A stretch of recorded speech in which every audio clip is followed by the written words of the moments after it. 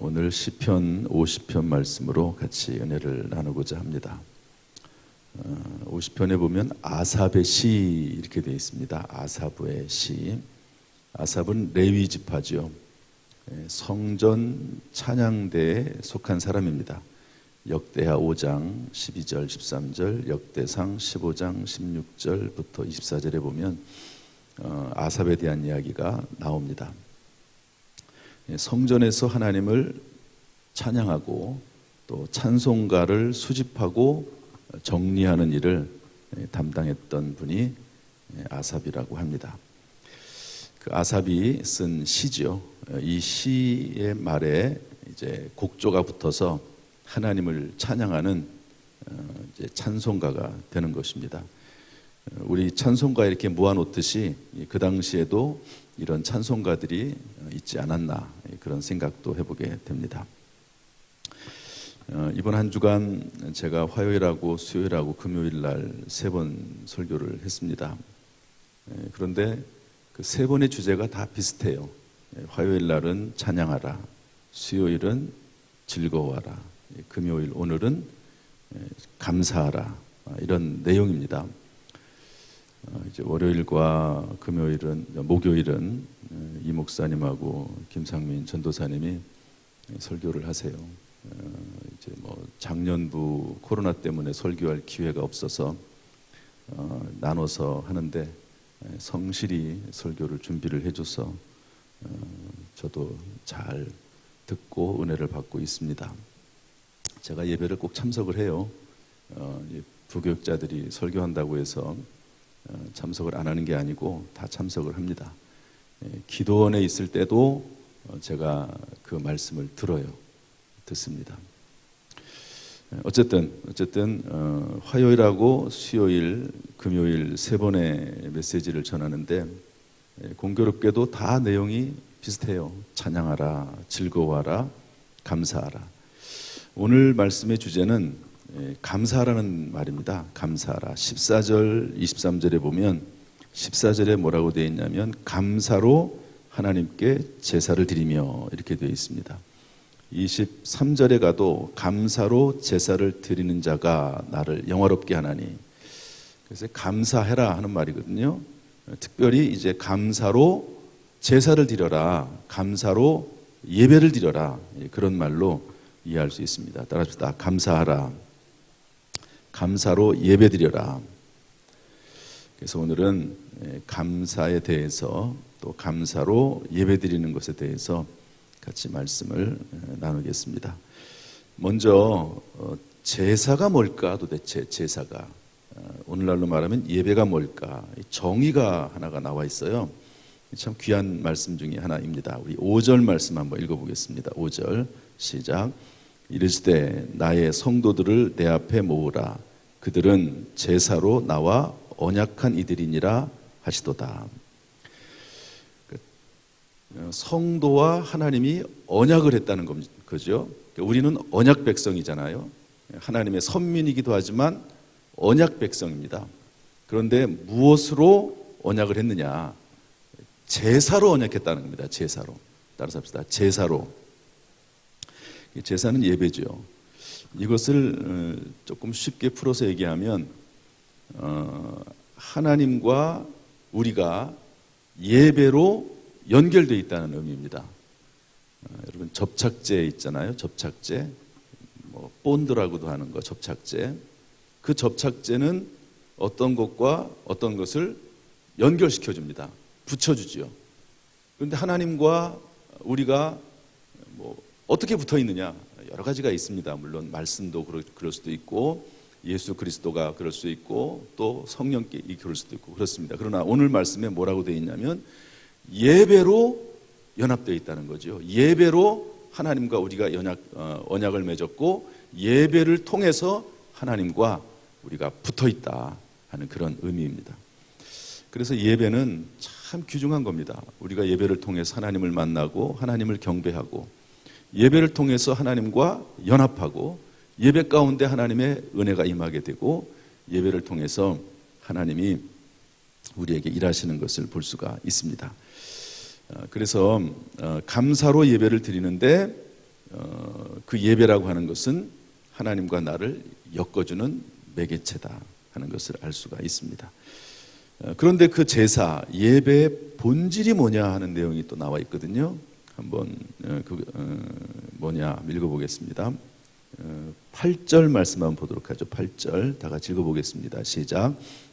나는 내 재물 때문에 너를 책망하지는 아니하리니 내 번제가 항상 내 앞에 있음이로다. 13절 쭉 내용이 나오는 건데요. 8절부터 13절까지 다 읽을 수는 없고 13절 말씀 읽어보겠습니다. 시작. 내가 숫소의 고기를 먹으며 염소의 피를 마시겠느냐. 이 말은 뭐냐면 제사, 예배의 본질은 제물이 아니다 하는 것이죠. 그러면 예배 드릴 때 하나님 앞에 드리는 예물은 필요가 없구나. 그게 아니고 그것은 기본입니다. 기본. 8절에 보는 뒷부분에 뭐라고 되어 있냐면 내 번제가 항상 내 앞에 있음이로다. 예물 드리는 것은 너희들이 잘하고 있어. 그것 때문에 내가 너한테 뭐라고 하지는 않아. 이런 의미거든요. 신명기 16장 16절에 보면 너희 가운데 모든 남자는 1년에 3번 여호와를 배웁되 빈손으로 여호와를 배웁지 말고. 그러니까 형식적이고 나름대로 어떤 구조적인 것은 있거든요. 그러니까 하나님 앞에 나올 때 예물을 가지고 오는 것은 당연한 겁니다. 그런데 여기에 대해서 물론 이제 이런 것을 하지 않는 경우도 있습니다. 11조를 아예 드리지 않고 하나님 앞에 헌물을 아예 드리지 않는, 거기에 대해서 꾸지람하는 내용이 이제 말라기에 나오잖아요. 그러니까 그런 것은 기본인데 기본조차도 안 할 때는 하나님의 꾸지람이 있습니다. 그런데 너희들의 번제가 항상 내 앞에 있다. 그런 것들에 대해서는 내가 너희들에게 더 이상 얘기하지 않겠다. 그러나 그것이 본질은 아니다. 온전한 본질은 아니다. 예배 제사의 본질은 뭐냐? 감사라고 하는 거죠. 우리 14절 말씀 읽어보겠습니다. 14절 시작. 감사로 하나님께 제사를 드리며 지존하신 이에게 내 서원을 갚으며, 또 23절도 감사로 제사를 드리는 자가 나를 영화롭게 하나니. 예배와 모든 제사의 본질은 감사라고 하는 거죠. 감사 없는 제물, 감사 없는 헌신, 감사 없는 모든 봉사는 본질이 망각된 걸 수 있다. 껍데기뿐이다. 그런 내용입니다. 그러면 왜 감사를 잊어버리게 되느냐, 감사를 왜 상실하게 되느냐 하는 건데요. 우리 22절 말씀 읽어보겠습니다. 22절 다 같이 시작. 하나님을 잊어버린 너희여 이제 이를 생각하라. 그렇지 아니하면 내가 너희를 찢으리니 건질 자 없으리라. 그리고 나서 감사에 대한 이야기가 나옵니다. 무슨 말입니까? 감사를 잊어버리는 것은, 감사로 예배를 드리지 못하는 이유는 하나님을 잊어버렸기 때문입니다. 그 마음 속에 하나님이 상실됐기 때문에 감사가 상실된다는 겁니다. 그래서 내 마음 속에 감사가 없다. 그것은 항상 그러지는 않지만 내 마음 속에 하나님이 상실됐다. 여러분, 하나님, 전능하신 하나님, 지혜와 능력이 하나님이 내 마음에 충만하다면 하나님 앞에 감사할 수 있지 않겠습니까? 그런데 감사의 상실은 하나님을 잊어버렸기 때문이라고 말씀하고 있습니다. 여러분, 혹시 삶 가운데 감사가 사라졌습니까? 그렇다면 내 안에서 사라진 하나님을 다시 회복시켜야 됩니다. 이 시간에 그 하나님의 은혜와 하나님의 사랑과 예수 그리스도의 십자가의 보혈의 은혜가 우리의 마음속에 다시 한번 깊이 새겨지기를 주님의 이름으로 축복합니다. 그러면 감사로 예배를 드릴 때 어떻게 되느냐 하는 내용이 또 나와요. 감사로 예배 드릴 때 우리 23절 읽어보겠습니다. 시작. 감사로 제사를 드리는 자가 나를 영화롭게 하나니 그의 행위를 옳게 하는 자에게 내가 하나님의 구원을 보이리라. 하나님을 영화롭게 한다는 거죠. 여러분, 우리가 감사할 때 하나님은 기뻐하시고 우리가 감사할 때 하나님은 영광 받으시는 줄로 믿습니다. 그래서 감사로 예배 드려야 된다. 또 감사할 때 어떤 일이 일어나냐면 우리 15절 말씀 읽어보겠습니다. 15절 다 같이 시작. 환난 날에 나를 부르라. 내가 너를 건지리니 내가 나를 영화롭게 하리로다. 23절에도 영화롭게라는 말이 나오고 15절에도 영화롭게라는 말이 나옵니다. 둘 다 영화롭게 나오는데 앞에 나와 있는 조건절이 좀 달라요. 이 말은 뭡니까? 똑같이 영화롭게 된다는 말인데 앞에 있는 말이 내용은 다르지만 같은 의미로 쓰인다는 말이죠. 다시 말해서 감사로 제사를 드릴 때 그것은 곧 하나님께서 건지시는 일이고 환난 날에 부르짖을 때 우리를 영화롭게 하시는 일이다 하는 것을 알 수가 있습니다. 여러분, 감사는 참 능력이 있습니다. 다니엘이 사자굴에 들어갈 수밖에 없는 그런 상황에 처해졌죠. 그러나 그럼에도 불구하고 평소에 하던 대로 죽을 수밖에 없는 상황이 됐음에도 불구하고 평소에 하던 대로 자기 집에 가서 성전을 향해서 뭐 했죠? 기도하고 감사했다 그랬습니다. 기도하고 감사했다. 그럼에도 불구하고 왕에게 죽임을 당할 수 있고 사자굴에 들어갈 수밖에 없는 상황임에도 불구하고 기도하고 감사하는 일을 중단하지 않았다 하는 것이죠. 물론 그래서 사자굴에 들어가긴 합니다.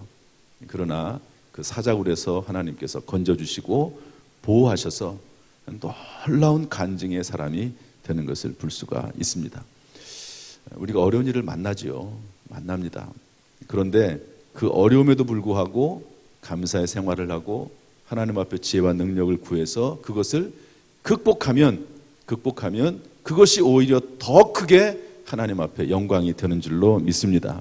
그냥 물론 어려움이 없이 평탄하게 가는 것도 좋지요. 저는 우리 자녀들을 보면서 다 그런 마음일 겁니다. 우리의 인생을 바라보면서 그냥 평탄하게 살았으면 좋겠다. 그런 마음이 있습니다. 우리 교회 어떤 장로님이 그러시더라고요. 이제 딸이 대학원을 가려고 하는데 뭐 대학원 갈 필요 있느냐. 평범하게 사는 게 가장 좋은 거다. 그런 얘기를 하시더라고요. 제가 그의 마음에 탁 남아 있어요. 평범하게 사는 게 뭐가 좋냐. 위대하게 살고 막 훌륭하게 살아야지. 그런데 반드시 그런 것도 아닙니다. 평탄하게 평범하게 사는 게 좋지. 어차피 이 땅에 사는 동안 일평생 살다가 하나님 나라 들어가는 게 우리의 인생의 목적지인데 이 땅에서 평탄하게 사는 게 좋지요. 그런데 내 마음대로 안 됩니다. 내 마음대로 안 돼요. 성경에 나와 있는 인물들을 다 보십시오.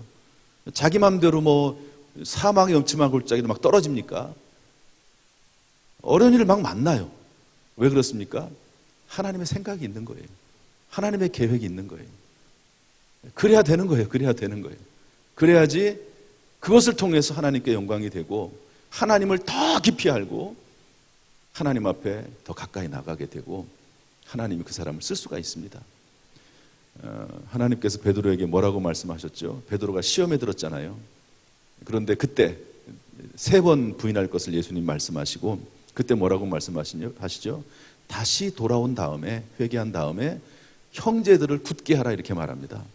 자기가 시험에 빠져보고 자기가 어려움을 당하고 고통을 당해보면 그것을 가지고 다른 사람들을 도와줄 수 있습니다. 그런데 그런 경험이 전혀 없다. 도와줄 수가 없어요.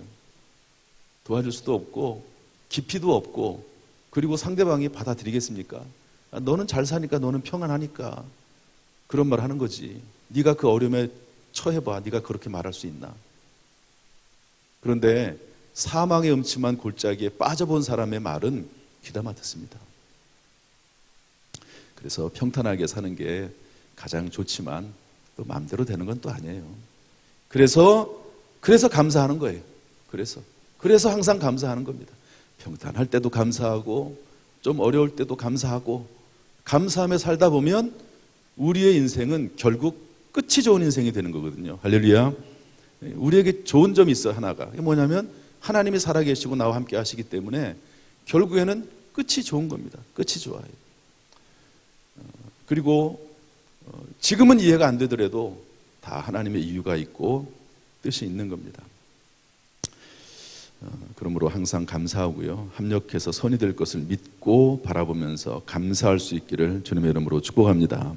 단 말씀 안에서, 기도 안에서, 예수 안에서, 교회 안에서 따라잡시다. 말씀 안에서, 기도 안에서, 예수 안에서, 교회 안에서, 아무튼 이 안에서 감사하면 반드시 합력해 선을 이루시는 것이 하나님의 약속인 줄로 믿습니다.